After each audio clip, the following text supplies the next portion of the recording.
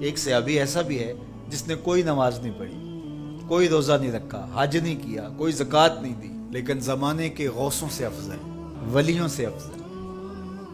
ایک غزوے پہ حضور جا رہے تھے تو ایک چرواہا کالے رنگ کا اسود الرائی وہ بکریاں لے کے جا رہا تھا۔ حضور کا چہرہ دیکھا تو دل ہار گیا۔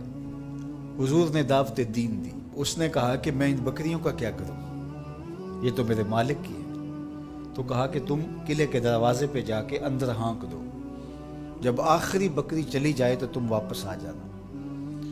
تو وہ واپس آیا۔ اتنی دیر تک جنگ کی بھٹی گرم ہو چکی تھی اور وہ آ کر کے شامل ہو جاتا ہے جنگ میں۔ جب لاشیں اٹھائی جانے لگی تو حضور علیہ الصلوۃ والسلام شہید صحابہ کو دیکھ رہے تھے، اور جب یہاں پہنچے تو فرمایا یہ وہ شخص ہے جس نے نہ کوئی نماز پڑھی، نہ روزہ رکھا، نہ زکوٰۃ دی، نہ حج کیا۔ ادھر سے آیا، در جنت کشادہ تھا، سیدھا جنت میں چلا گیا۔ اس پروانے کا حال ہے اس محفل میں اہل نظر، اس پروانے کا حال ہے اس محفل میں اے اہل نظر۔ شب بھر میں پیدا بھی ہوا، جوان بھی ہوا، عاشق بھی ہوا، مر بھی گیا۔ آنے واحد میں در جنت کھلا تھا، پہنچ گیا۔ کوئی نماز نہیں پڑھی، کوئی حج نہیں کیا، کوئی زکوٰۃ نہیں دی، صرف حضور کو دیکھا ایمان کی نظر سے۔ قیامت تک آنے والے اولیاء، اغیاث، اوتاد، متقی، پرہیزگار، صدقہ و خیرات کرنے والے اسود رائی کے قدموں کی خاک تک بھی نہیں پہنچ سکتے۔ اقبال خراج پیش کرتے ہوئے بولتا ہے، اسود از توحید احمر می شود، خیش فاروق و ابو ذر می شود۔ یہ اسود رائی کے بارے اقبال نے کہا تھا۔ ایک نماز بھی نہیں پڑھی۔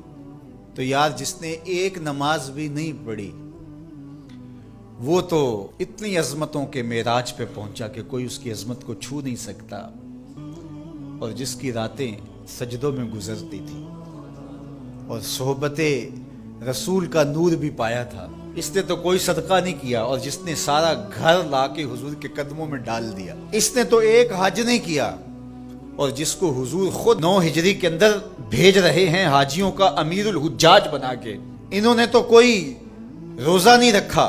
لیکن حضور علیہ السلام پوچھتے ہیں آج کون روزے سے ہے، تو ابو بکر کہتے ہیں میں نے رکھا ہے۔ فرائض تو فرائض رہے، نفلی روزے بھی جن کے جو ہے وہ قضا نہیں ہوتے، اور انہوں نے تو ایک نظر دیکھا اور مجمع عام میں حضور کو دیکھا۔ اس صحابی کی عظمت کا کیا کہنا جس نے 3 دن تک غار ثور میں دیکھا، تنہا دیکھا، گود میں لٹا کے دیکھا،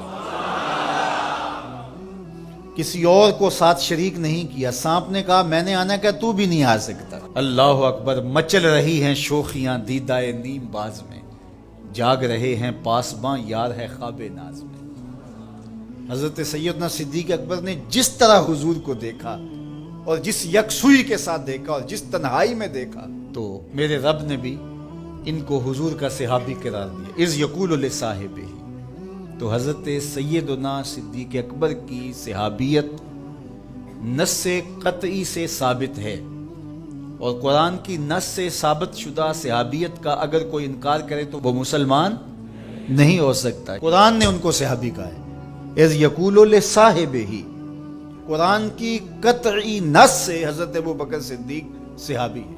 اور عظمتوں کا معراج کہ حضور نے فرمایا جس نے بھی میرے اوپر کوئی احسان کیا میں نے اس کا بدلہ دنیا پہ چکا دیا۔ ابو بکر ایسے ہیں جن کے احسانات کا